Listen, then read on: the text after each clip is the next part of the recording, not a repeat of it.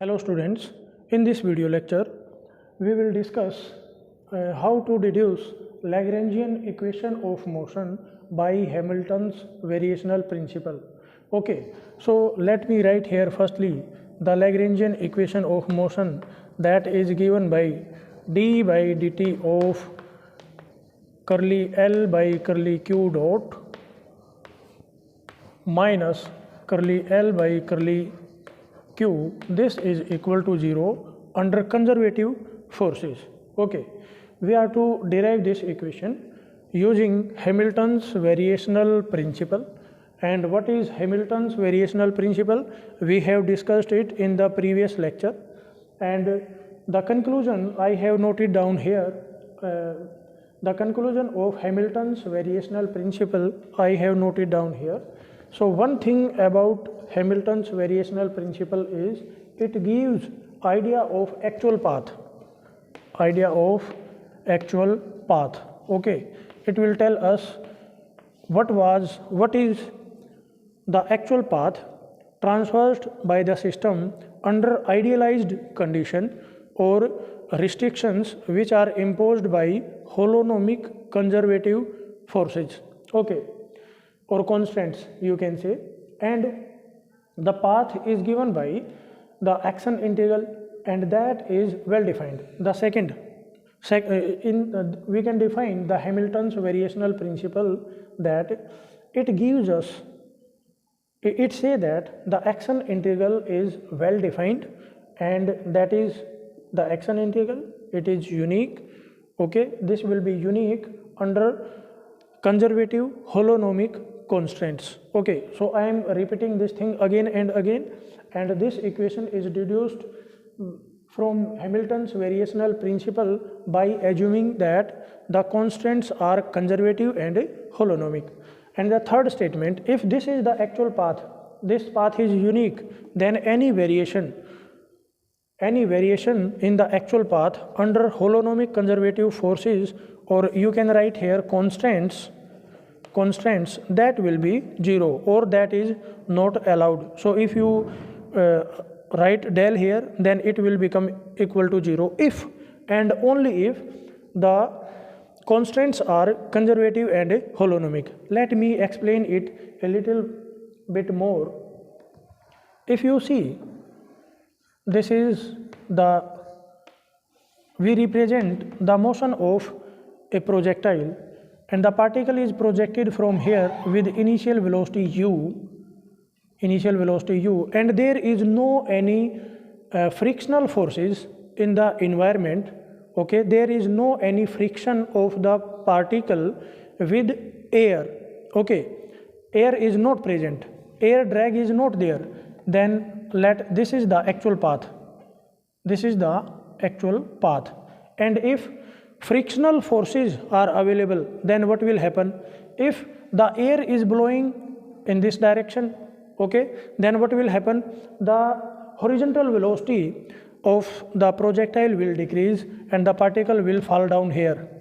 Can you imagine that? So here, if the forces, the frictional forces, non-conservative forces are present, then the path covered will be different from the actual path. This is the actual path. I am writing here. This is the actual path, and this actual path is when there is no any air drag. Getting me? And it will be exactly parabolic. Okay.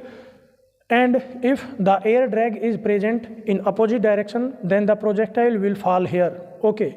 And if air is blowing along this direction, then the air drag will carry the particle at this point. Okay, so this is how the actual path and the other paths will be different when the frictional forces are present. Okay, so let me confine me up to deduction of Lagrangian equation of motion only.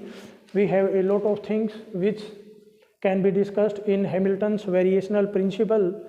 Okay, so firstly we will start it from the action integral, which is well defined, and we will start from this form of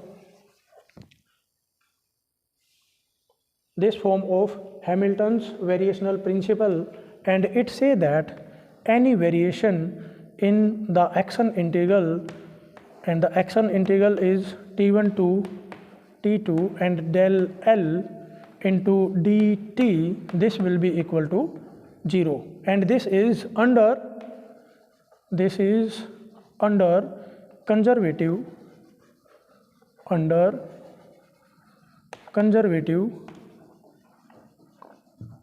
holonomic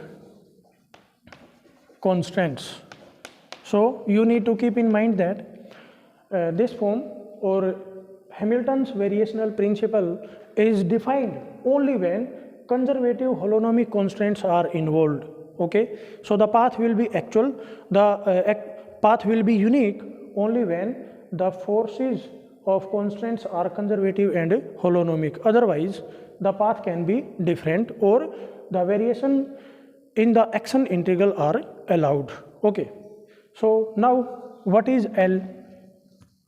You see the forces are conservative, so the L, this is a scalar function which is given by the difference of kinetic energy and potential energy, and the kinetic energy is function of generalized coordinate and generalized velocity and minus the potential energy, and this is function of generalized coordinate only. Okay, now we are to find the value of L and we are to put it here and then conclude the result. Okay, so here you can see the Lagrangian can be written as, this can be written as function of generalized coordinate and velocity. So here you can see, and if we find the variation of delta L, which is function of qk and qk dot, we can write it partial differentiation of L with respect to qk and then del qk. This is the variation, and then another curly L by curly qk, another will be partial derivative will be with respect to qk dot, and here del qk dot. Okay, and now what we have here, what we are to assume that the particle, suppose, is present at point A at time t, particle is here at time t1, okay, and at time t2 the particle is at point B, and let somewhere in between these 2 points the path traversed by the particle is there. So what you can assume that what you can conclude from here, the coordinate at point A, okay, coordinate of the point A at time t1 and the coordinate of point B at time t2, those cannot vary. Okay, and you are to decide which is the actual path. Okay, so the coordinate are changing in between A and B point, or you can say the coordinate are changing in between t1 and t2 time. So if you find the coordinate, the variation in the coordinate qk at time t1, this will be equal to 0. Okay, and the variation in qk dot at time t2, that is also equal to 0.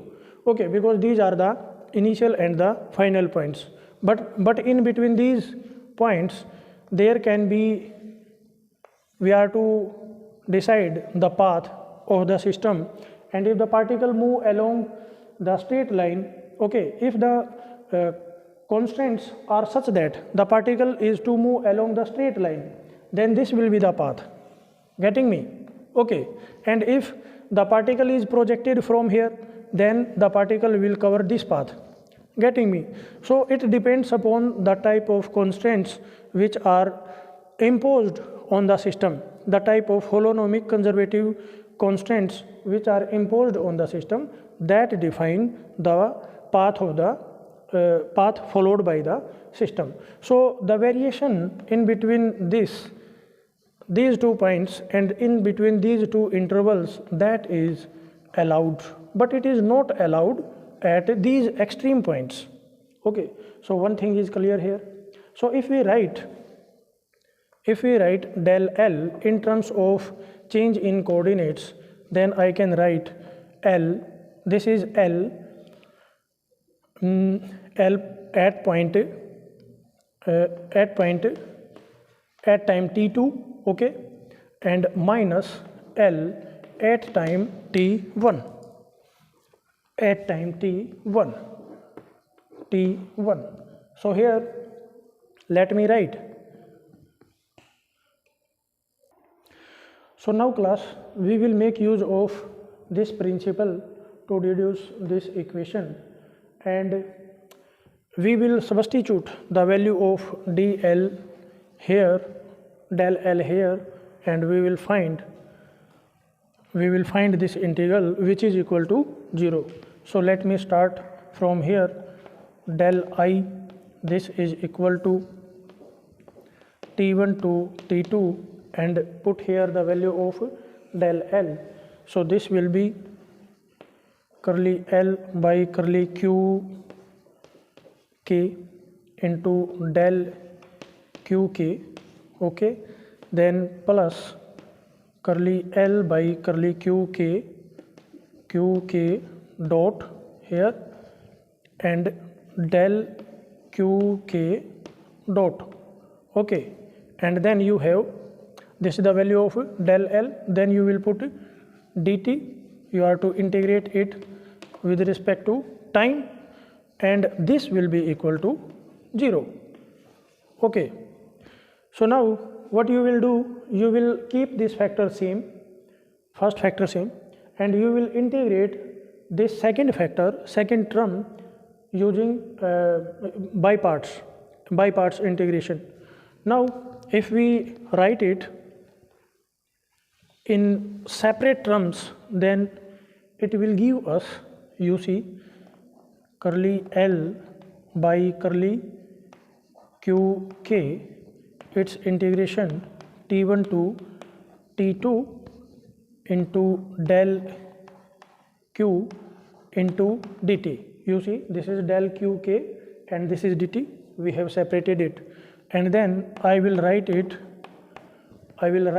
the second term, that is integration t1 to t2, and then you have curly L by curly Q K dot, then you have del Q K dot, okay, and then you will write dt here, okay, and you will, in the second term, you will take these two different parts and integrate by parts. We will integrate this factor and differentiate this factor.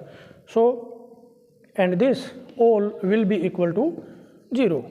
Now this factor will remain the same. I will write it here as it is, okay, that is curly L by curly Q K, and then I have del Q K, then dt, and integration t1 to t2, okay, and now I will integrate it, okay. So what is the meaning of dot? Dot is d by dt, and we are to integrate it with respect to time, so we will get here plus curly L by curly Q K dot, and integration of this factor, that will give you delta Q K. What is the meaning of this dot? Del Q K dot means d by dt of del Q K. So if you integrate this factor with respect to time, then you will get this thing. So I have written it here, and you know the limits of integration are t1 to t2. So t1 and t2, these are the extreme points where the variation in del Q is not allowed, and in between these 2 points the variation is allowed, okay. So now we have taken integration of this, now minus integration t1 to t2, you will differentiate this factor and integrate this one, Okay, so if you differentiate it, then you will get d by dt of this factor, that is curly L by curly q k dot. Getting me? And integration of this, that is del q k, and then you have dt. So I will write here dt, this is dt, and it will be equal to 0. Okay, so these are the extreme points, and variation is not allowed here, so it will be equal to 0. If you put the limits, that will be equal to 0. So this factor will become 0, and we are left with two things here, and if you write them, then you will get the Lagrangian equation of motion. So from here you see, you can take this factor and dt as common, this factor and dt common, and rest of the things you will put in the bracket. So from here you will get integration t1 to t2, and then you have d by dt of curly L by curly q k dot minus of curly L by curly q k. Okay, and this is another bracket into del q k into dt, and this all is equal to 0, because under holonomic conservative constants, the variation which comes out to be this, the variation in action integral, that is not allowed. So this can be true only when this factor is equal to 0, and this is what, this is Lagrangian equation of motion. Okay, so thanks for watching the lecture. Lecture has been a little bit longer. Rest of the things we will discuss in the next lecture.